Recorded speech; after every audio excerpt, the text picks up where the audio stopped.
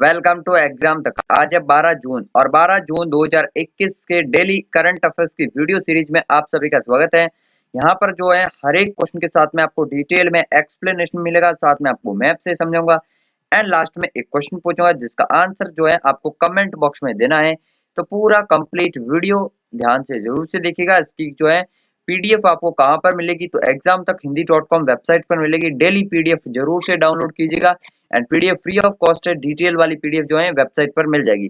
तो स्टार्ट करते हैं आज का वीडियो। और जो पहला क्वेश्चन है ये काफी ज्यादा इंपॉर्टेंट क्वेश्चन है, ठीक है ना। हाल ही में जो है सुरक्षा परिषद ने किसे महासचिव के पद के लिए सिफारिश की है। तो काफी इंपॉर्टेंट क्वेश्चन है ये, जो है यूनाइटेड नेशन सिक्योरिटी काउंसिल, ठीक है ना।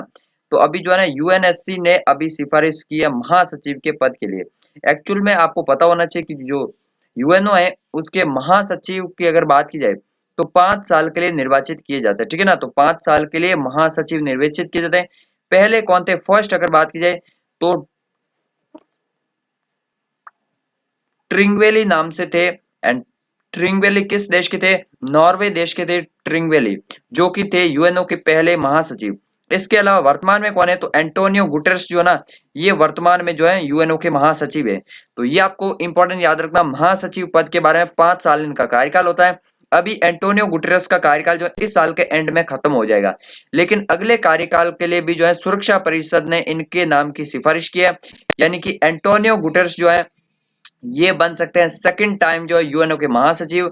ये लगभग लगभग जो है 90% फिक्स है कि यही बनेंगे, क्योंकि अभी यूएनएससी के पास में किसी भी ऑफिशियल और अन्य देश ने जो है किसी अन्य नाम की जो है सिफारिश ही नहीं की। तो ये निर्वाचित मतलब निर्विरोध जो है अगर बात की जाए महासचिव बनेंगे दूसरी टाइम। ये आपको इंपॉर्टेंट याद रखना। एंटोनियो गुटेरेस है कौन, आपको याद रखना है।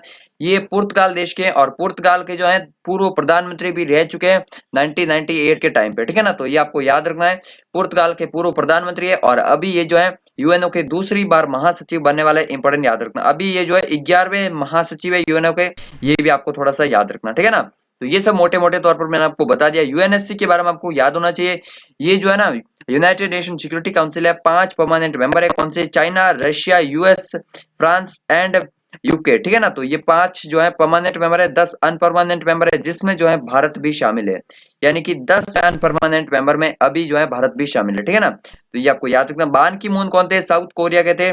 इनसे पहले जो है यही थे यूएनओ के महासचिव। एस जयशंकर हमारे विदेश मंत्री जी है। एंड अब्दुल्ला शाहिद आपको याद रखना है यूएनजीए यानी कि यूनाइटेड नेशन जनरल असेंबली के जो है 76वीं जनरल असेंबली के अध्यक्ष बने, मालदीव के हैं। कल ही मैंने आपको बताया था, ठीक है ना। तो यूएनजीए अलग है, यूएनजीए मतलब यूनाइटेड नेशन जनरल असेंबली। इसके 6 भाग है ना, उसी में से एक ये भाग है जिसमें 193 मेंबर है। यूएनएससी आपको बता दिया, इसमें मेंबर कितने? 5+10। लेकिन जो यूएनओ है ना, इन सब के ऊपर यूएनओ होता है, उसके महासचिव है एंटोनियो गुटेरेस। तो आई होप कि आपको पूरा समझ में आ चुका है, क्लियर है। अगर बात की आप लोग देख पाएंगे द हिंदू का भी आर्टिकल यहाँ पर मिलेगा, UNSC grants Antonio Guterres second term as chief says official. तो ये है एंटोनिया गुटेरेस जो बन पाएंगे सेकंड टाइम जो है यूएनओ के महासचिव। नेक्स्ट अगर बात की यहाँ पर जो है सेकंड क्वेश्चन की, सेकंड क्वेश्चन कौन सा है? हाल ही में जो है किस देश की सरकार ने जो है आधिकारिक रूप से भारतीय ऐप कू का उपयोग करना शुरू किया है। तो कू का नाम आपने जरूर से सुना होगा। ये जो है इंडियन अल्टरनेटिव है, या फिर कह सकते हैं इंडियन ऐप है, जो कि होगा ट्विटर का अल्टरनेटिव। काफी अच्छा ट्विटर का अल्टरनेटिव है। एंड कू ऐप की अगर बात की जाए तो नाइजीरिया सरकार ने जो है अभी इसको ऑफिशियल रूप से जो है यूज करना शुरू कर दिया है। अब नाइजीरिया ने क्यों यूज करना शुरू किया? क्योंकि नाइजीरिया ने रिसेंटली आपको पता होगा ट्विटर पर बैन लगा दिया अपने देश में। तो जी हाँ बिल्कुल, ट्विटर पर जो है नाइजीरिया की गवर्नमेंट ने बैन लगा दिया। इसके बाद जो है इन्होंने कू ऐप को यूज करना शुरू किया है। तो इंपॉर्टेंट याद रखना, कू ऐप जो है ये नाइजीरिया ने शुरू किया और ये पहला जो है इंटरनेशनल कंट्री है जिसने ऑफिशियल रूप से कू ऐप का यूज किया है। एंड कू ऐप आने वाले टाइम में काफी बड़ा प्लेटफॉर्म बन सकता है, इंपॉर्टेंट याद रखना। अब नाइजीरिया की अगर बात की जाए तो ये जो है अफ्रीका कॉन्टिनेंट में देश है। कैपिटल क्या है? अबुजा मिलेगी यहाँ की कैपिटल। एंड नाइजीरियन नायरा जो है ये करेंसी है। राष्ट्रपति कौन है? मोहम्मद बुहारी जो है ना, ये यहाँ के राष्ट्रपति है। इंपॉर्टेंट याद रखना। मैप में आपको नाइजीरिया कहां पर मिलेगा? तो वेस्टर्न अफ्रीका में मिलेगा। यहाँ पर आपको ये नाइजीरिया आप लोग देख पाएंगे, गल्फ ऑफ गिनी यानी कि गिनी की खाड़ी के पास में ये मिलेगा आपको नाइजीरिया। आप लोग मैप में देख पाएंगे, अबुजा यहाँ की कैपिटल, ठीक है ना। तो ये आपको थोड़ा सा याद रखना। नेक्स्ट अगर बात की जाए, ये आप लोग कू ऐप का स्क्रीनशॉट मैंने यहाँ पर खींचा, आप लोग देख पाएंगे। ये है गवर्नमेंट ऑफ नाइजीरिया का ऑफिशियल कू हैंडल, जिसपे 21,000 से ज्यादा फॉलोअर्स भी हो चुके हैं। एंड बाय द वे, अगर आप भी कू ऐप यूज करते हैं तो एग्जाम तक को भी फॉलो जरूर से कर, बाकी एग्जाम तक को इंस्टाग्राम ट्विटर पर जरूर फॉलो कर लेना। नेक्स्ट है थर्ड क्वेश्चन, हाल ही में जो है यूरो 2020 शुरू हुआ है और ये किस खेल से संबंधित है, बहुत ही इंपॉर्टेंट है। यूरोप की एक बहुत ही ज्यादा फेमस टूर्नामेंट है यूरो 2020। अब ये 2020 क्यों है, क्योंकि 2020 में होने वाला था लेकिन हुआ नहीं कोविड के कारण, अभी ये स्टार्ट हुआ है, तो इसलिए आपको याद रखना यूरो 2020। अच्छा, ये क्या है, फुटबॉल का एक कप है जो कि 1958 से स्टार्ट हुआ था, ठीक है ना। तो 1958 से स्टार्ट हुआ था एंड इसमें अधिकतर यूरोपियन कंट्रीज जो है इसमें पार्टिसिपेट करते हैं, लगभग जो है सभी यूरोपियन कंट्रीज। एंड अगर बात की जाए तो यहाँ पर जो है स्पेन और जर्मनी ने 3-3 बार सर्वाधिक इस टूर्नामेंट को जीता है। 1958 से स्टार्ट होता है, हर 4 साल बाद होता है, ठीक है ना। तो ये भी याद रखना, हर 4 साल बाद जो है होता है। 2016 में हुआ था, 2020 में होने वाला था, अभी 21 में हो रहा है, ठीक है ना। तो ये यूरो के बारे में थोड़ा सा याद रखना। नेक्स्ट अगर बात की जाए यहाँ पर जो है चौथे क्वेश्चन की, और चौथा क्वेश्चन इंपॉर्टेंट है।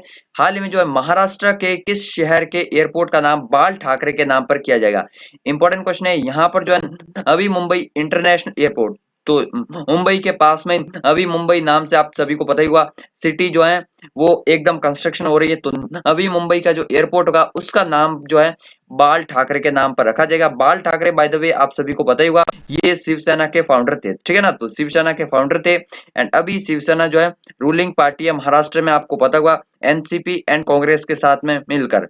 तो अभी उद्धव ठाकरे सीएम है एंड बाल ठाकरे के नाम पर एयरपोर्ट का नाम किया जाएगा अभी मुंबई एयरपोर्ट का, इंपॉर्टेंट याद रखना।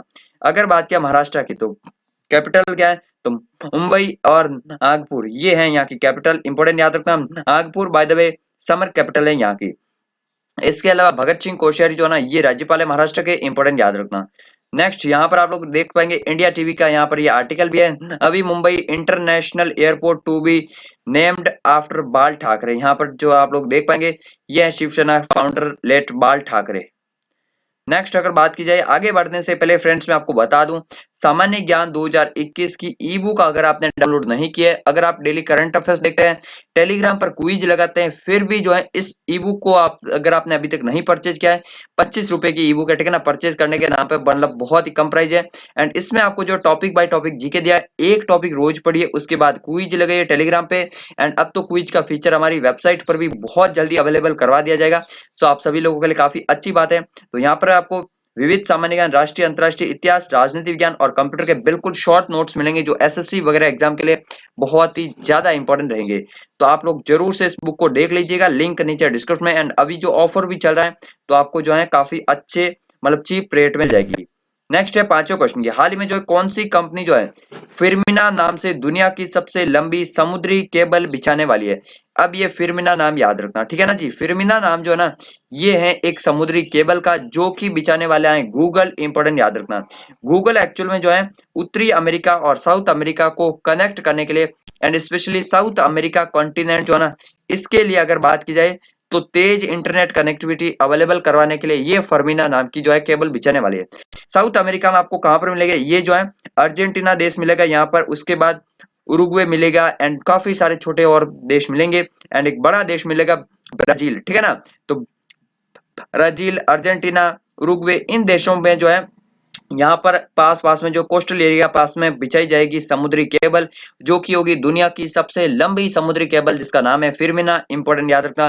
गूगल बिछाने वाला है इसको। अगर बात किया गूगल की, तो गूगल की स्थापना हुई थी 1998 में, ठीक है ना। 98 में जो है गूगल की स्थापना हुई थी, बहुत ही इंपॉर्टेंट है। इसके प्रेजेंट टाइम में सीईओ कौन है, सुंदर पिचाई जी जो है ये इसके प्रेजेंट टाइम में सीईओ है। हेडक्वार्टर मिलेगा आपको कैलिफोर्निया यूएसए में, आपको इंपॉर्टेंट याद रखना। मैप में मैंने आपको बता दिया है साउथ अमेरिका एंड उत्तरी अमेरिका आपको कहां पर मिलेगा। अफ्रीका के इस तरफ जाएंगे तो ये कौन सा आपको है, अटलांटिक ओशियन है एंड यहाँ पर आप लोग को देख पाएगा ये जो है ना इसका ईस्टर्न कोस्टल जो एरिया है साउथ अमेरिका का, यहाँ पर ये जो है ये पूरी की पूरी केबल बिछाई जाएगी, ठीक है ना। एक सेकंड, नेक्स्ट अगर बात किया यहाँ पर जो है छठे क्वेश्चन की, छठा क्वेश्चन कौन सा है, हाल ही में जो है पूर्व भारतीय बॉक्सर डिंको सिंह, इनका नाम याद रखना, डिंको सिंह बहुत ही इंपॉर्टेंट है।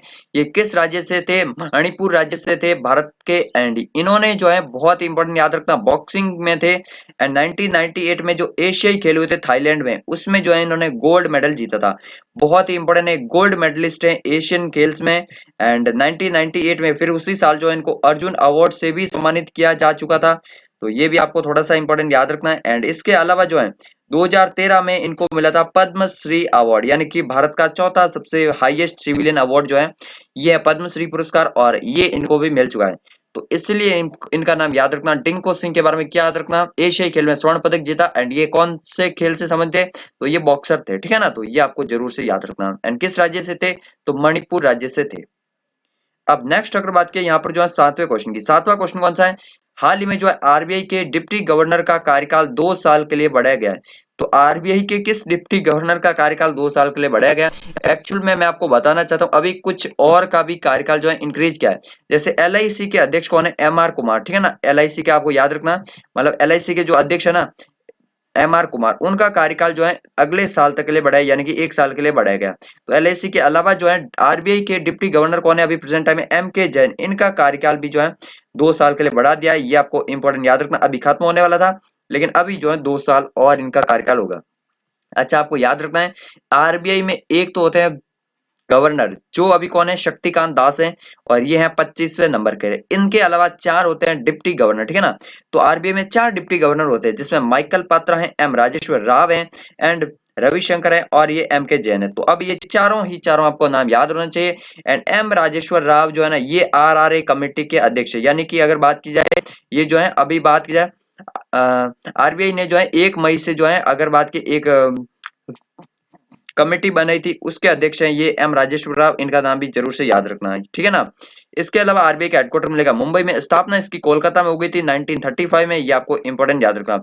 1 अप्रैल को आरबीआई डे भी मनाते हैं, 1 अप्रैल को उत्कल डे भी मनाते हैं, ओडिशा दिवस, ठीक है ना। नेक्स्ट अगर बात करें यहाँ पर जो 8वें क्वेश्चन की, हाल ही में जारी ग्लोबल हाउस प्राइस इंडेक्स 2021 में भारत की रैंक क्या रही है? ये जो है ग्लोबल अगर बात किया हाउस प्राइस इंडेक्स में भारत की रैंक रही है 55, इंपॉर्टेंट याद रखना।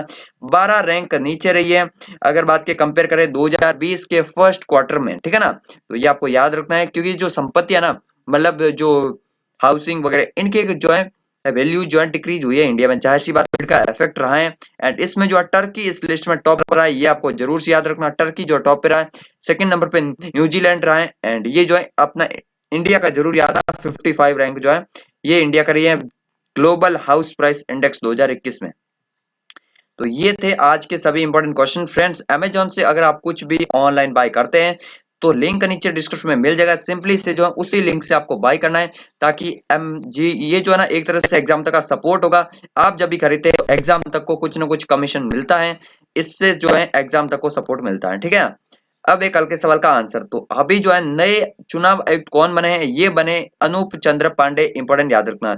एससी पांडे जो है ना ये बने नए। अगर इनके अलावा बात की तो राजीव कुमार भी है। एंड अगर बात की जाए तो अगर जो है इलेक्शन कमिश्नर की बात की जाए तो 1950 में स्थापना हुई थी 25 जनवरी को, ठीक है ना। तो ये आपको याद रखना है। सुशील चंद्रा जो है अभी जो है चीफ इलेक्शन कमिश्नर है। अब है आज का क्वेश्चन, तो कौन सा देश जो है बिटकॉइन को कानूनी मान्यता देने वाला पहला देश बना है? तो बिटकॉइन को जो है लीगल टेंडर में लाने वाला पहला देश कौन सा बना है? इसका आंसर कमेंट बॉक्स में लिखिए। ये जो है साउथ अमेरिकन देश है। चैनल को सब्सक्राइब जरूर से कर लीजिएगा। साउथ अमेरिकन नहीं है, ये जो है सेंट्रल अमेरिकन देश है, ठीक है ना। एंड इस टेलीग्राम चैनल को जरूर से ज्वाइन कर लेना। पीडीएफ मैंने आपको बता दिया, वेबसाइट से डाउनलोड कर लेना। मिलते हैं एक नए वीडियो में, तब तक के लिए जय हिंद जय भारत।